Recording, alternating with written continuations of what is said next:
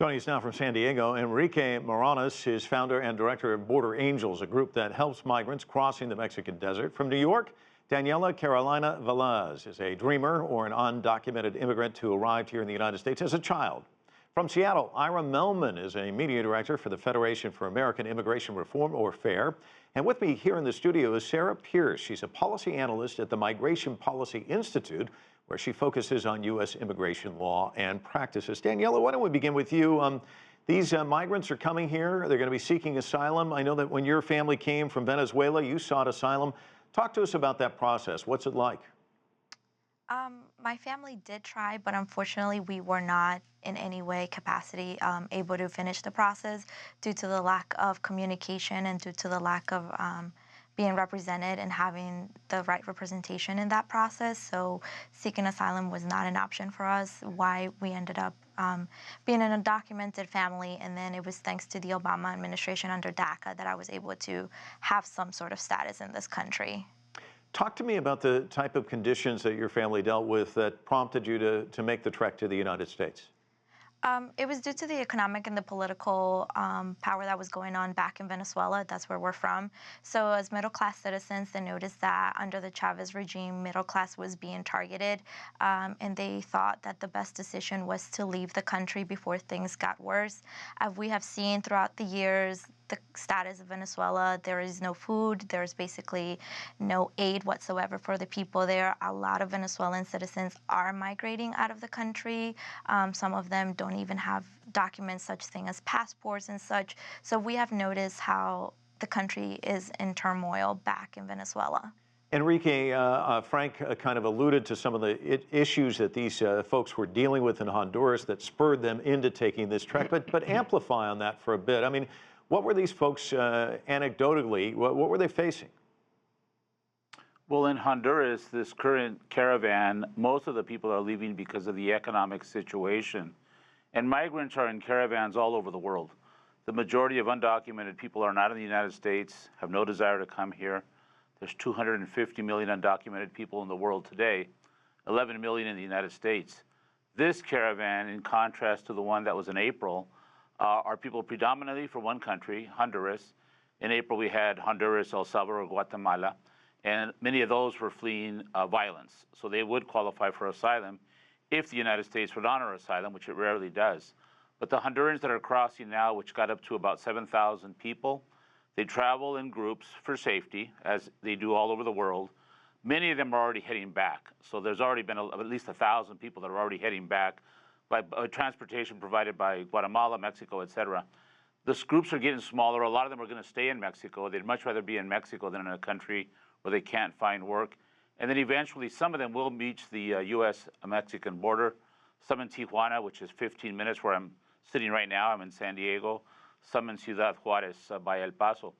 And many won't qualify. And one of the things that we do when we're talking to these groups, because I've been to those countries, I always tell them, don't risk your life crossing in the desert. It's not worth it. Since the United States put up its wall in 1994, 11,000 people have died trying to cross through the desert, et cetera. So even though you have these perils, the people in Honduras and others in their surrounding countries are willing to take that risk, because if they stay, they might see their children starve to death or killed by gangs and so forth. A lot of it due to U.S. intervention in those countries that has been going on for a long, long time. So it's very important that we treat these people as human beings. Don't listen to the Trump tactics of fear. These are human beings escaping a very difficult situation. The home countries need to do more, no doubt, but the U.S. should not be interfering in their politics, taking their resources, demanding the illegal drugs, and then painting them that there's ISIS people amongst them and so forth. That's a bunch of nonsense and a bunch of hateful rhetoric. Those are the types of things that you would hear from a hate group like the Federation of American Immigration Reform. They're the ones that come up with that type of nonsense. So it's important that people know the truth. Ira, I got to give the caravans. Ira, I got to give you a chance to respond to that. Well, I mean, first of all, Enrique doesn't have any cogent arguments, so he just shouts hate anytime somebody disagrees with him. But the bottom line is what we are dealing with now is a political crisis in these countries, and we have to start treating it as a political crisis.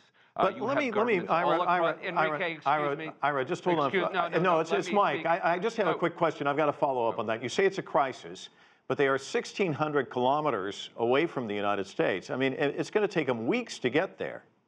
Well, okay, so it's a crisis in a few weeks. But the bottom line is you have failed states all across the world. We need to start dealing with this as a political situation because we simply cannot tolerate governments that continue to neglect the basic interests of their people and expect that the United States or some other country is going to deal with the problems that they have created. The problems in Central America are not the creation of the United States. They are the creation of years and years of corrupt government in those countries that has neglected the basic interests of their people. And, you know, if you start looking around the world at the number of failed states, the potential number of people who could be fleeing their countries runs into the hundreds of millions. We simply cannot deal with these situations by allowing people who are coming for non-political reasons. These are primarily economic migrants, and I understand why people would leave in search of better economic opportunity in another country, but it's not a political situation. It doesn't qualify for political asylum. Political asylum is there to protect people from persecution at the hands of their government based on certain immutable characteristics. It is not there to protect people who just live in failed countries. Sarah, let me ask you about this. Today, a word came out the U.S. Defense Secretary is perhaps going to send hundreds of troops to the border. Again, 1,600 kilometers away. It could be weeks, maybe even longer. And as Enrique was saying, you know, the numbers may dwindle as well. And this is not the first caravan, as he pointed out. Talk to me about these caravans. I mean, how often do we see these sorts of things? The caravans traditionally, I mean, we've seen one group in particular that has done a caravan once a year. We're seeing an increase right now. I think that might be associated with the increase we're seeing in general of families from these Northern Triangle countries of El Salvador, Guatemala, and Honduras coming to the U.S. border. It's just safer and more economically affordable for them to come in these caravans, come as a group, and have that safety in numbers. So I think that's why we're seeing perhaps an increase right now. But you're right, it's likely not going to be a security issue, despite the fact that the U.S. government is now probably sending active military members to the southern border. Many of these individuals, as the panelists have acknowledged, are likely to try to apply for asylum in the United States.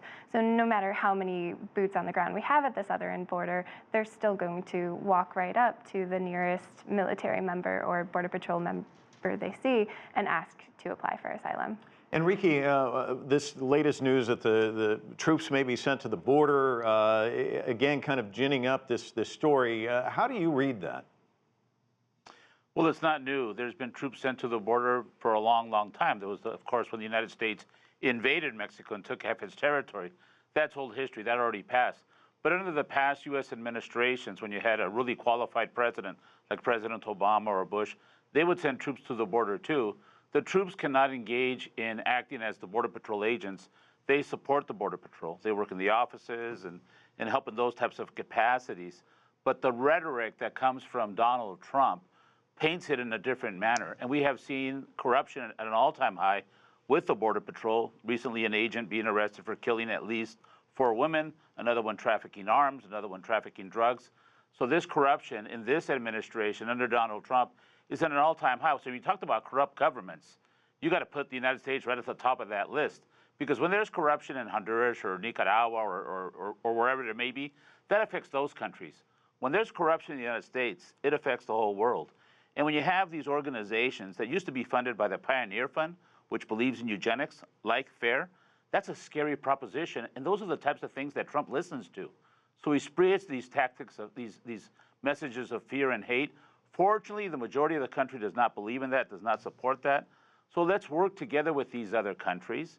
Let's work together in having security and economic opportunity in these other countries, because the United States intervention in those countries has really hurt them, the demand for the drugs, the interference in their policies, et cetera.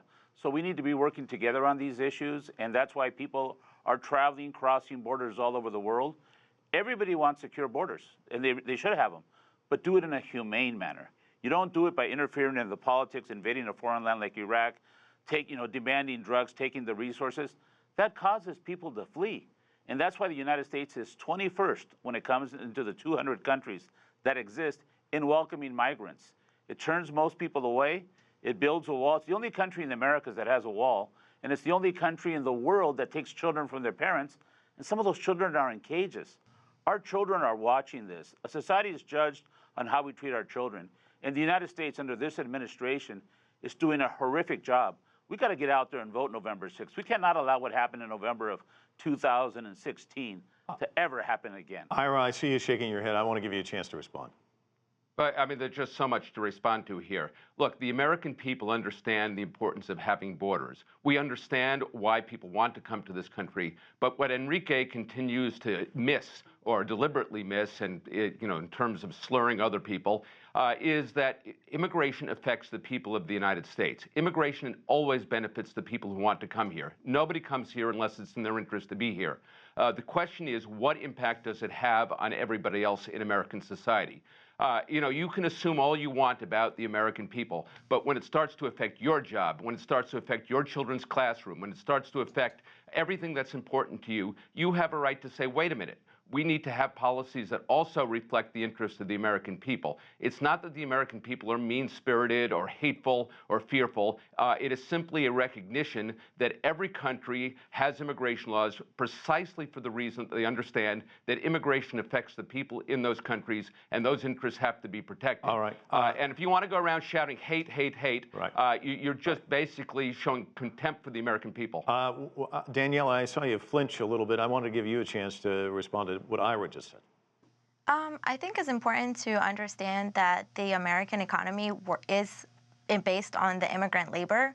A lot of immigrants come here and they work the jobs that natives won't do for cheap labor without any resources, without anyone taking care of them. They don't have access to health care. So to say that immigrants are hurting the economy in this country, it's absurd. This country thrives because of the labor of immigrants. If it wasn't for the labor of immigrants, I don't think any native will do the job that immigrants do.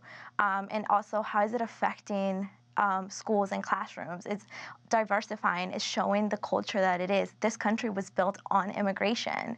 This country was not just out of nowhere. This country's stolen land. It comes from immigrants. European immigrants came to this country. And I think sometimes people forget the history, how this country was founded, how natives were killed and raped, and how women were taken in slavery. This country does not come out of nowhere. It has history, and sometimes we forget that history. So you can't say that the American economy is hurt because of immigrants when it thrives on the labor of immigrants. Well, it's certainly a subject we've read a lot about in the media, and of course, the U.S. president has tweeted quite a bit today. He tweeted again. He tweeted this to those in the caravan: turn around. We are not letting people into the United States illegally. Go back to your country. And if you want to apply for citizenship, like millions of others are doing, go right ahead. Sarah, I just want to get your thoughts on some of the stuff that the president is putting out there. I guess, talk to us a little bit about the laws. I guess if you are under threat in Honduras, your life's in jeopardy, you can apply for asylum. Right. It is completely legal to apply for asylum. And as we know, many members of this caravan are intending to apply for asylum, so they're not intending to immigrate legally like he implied. I'd also like to push back on the idea that they could just apply for a citizenship. It's definitely not so simple, and I do think that the president actually knows that. First, to apply for a green card in the United States, which is the first step, you can't just apply for citizenship.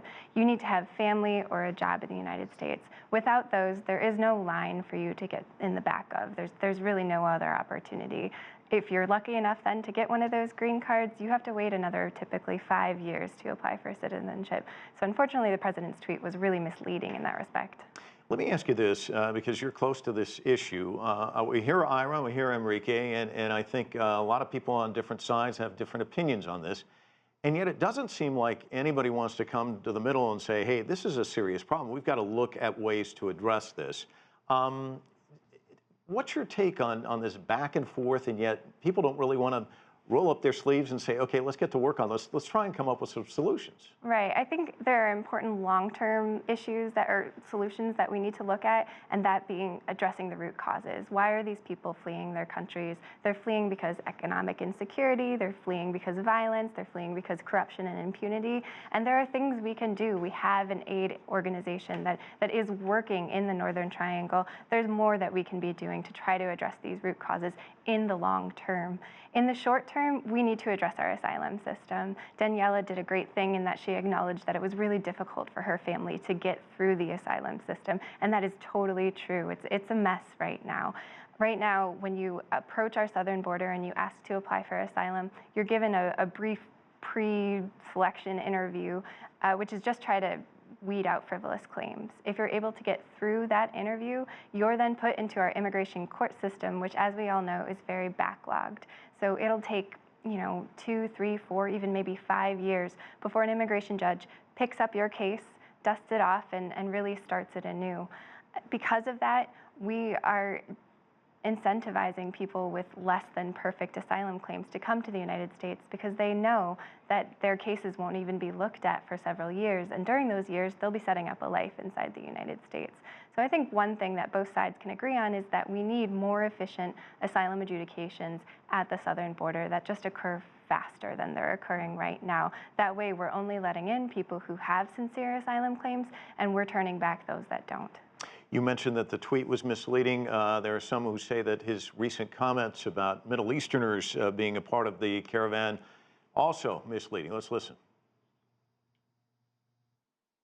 I spoke with Border Patrol this morning, and I spoke to him last evening, and I spoke to him the day before. I speak to him all the time. And they say, and you know this as well as anybody, over the course of the year, over the course of a number of years, they've intercepted many people from the Middle East. They've intercepted ISIS. They've intercepted all sorts of people. They've intercepted a lot of different people. But among the people they've intercepted very recently are people from the Middle East, okay? So you can't be surprised when you hear it. You've heard that before. It happens all the time. Happens all the time. Sarah, from your analysis, is that true? It's true that we have smuggling networks that are bringing people to the southern border from countries that you wouldn't expect. For example, India. We have a smuggling network that's bringing Indian nationals to the southern border, and we have increasing numbers of Indian nationals who are being apprehended at our southern border. So we're having some surprising numbers like that just based on how smuggling networks operate. As far as high numbers of Middle Easterners that are being apprehended at the southern border, that's not something we're seeing. Daniela, when you hear sound bites like that, when you see tweets like that, what's your reaction? It's a mixed feeling because people of color continue to be dehumanized under this administration. And I get it. There's bad apples in everyone. Like, I'm not saying that there is not a threat. And I understand the laws that are being implemented, but we get marginalized into this category of bad people, or that we're here to steal jobs, or that, men are rapists, and it just keeps dehumanizing the communities. And some people are just here to work, to get a better life, to give back to this country. So it's heartbreaking to see the dehumanization that our communities are facing. And it's all through tweets, and sometimes they're not even concrete tweets. Like he just stated, he thinks that you can just apply for citizenship. There is no application. There's just not a straight path to citizenship. So it's misleading as well. Like, he's not well informed of how the immigration system works in this country. Ira, is the caravan a political opportunity for President Trump when it comes to his base? I have no idea what President Trump thinks about his political base. That's not what I'm here for.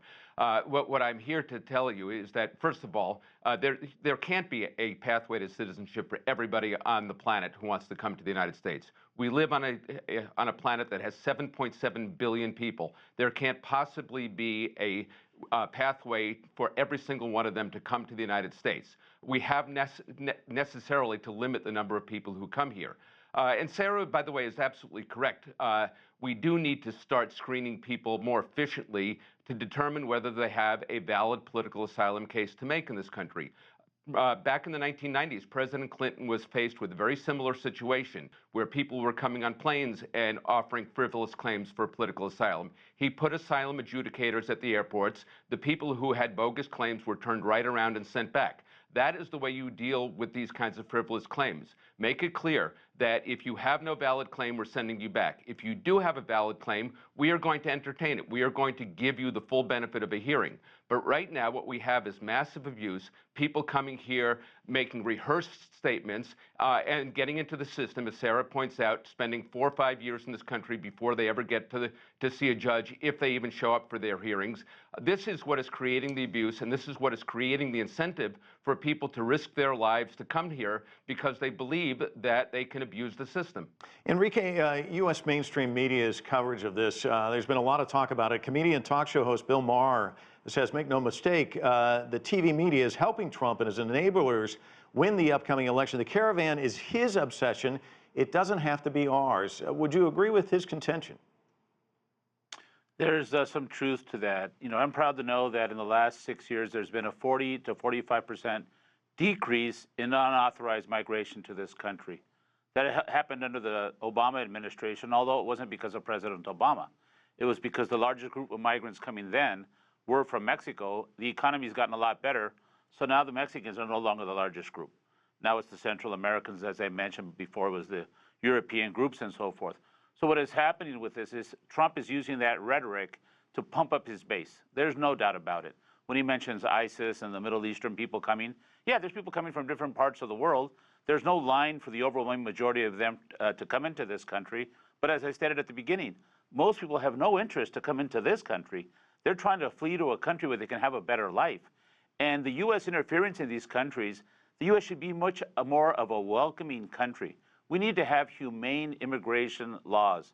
Both sides of the aisle need to work on this. And what Trump has done is with the politics of fear, with the politics of lies, using sources like FAIR or Fox News, that is something that it's good that the overall majority of people don't believe that, but there is a base that does. And those hate words lead to hate actions. That's why there's a rise in hate crimes in this country.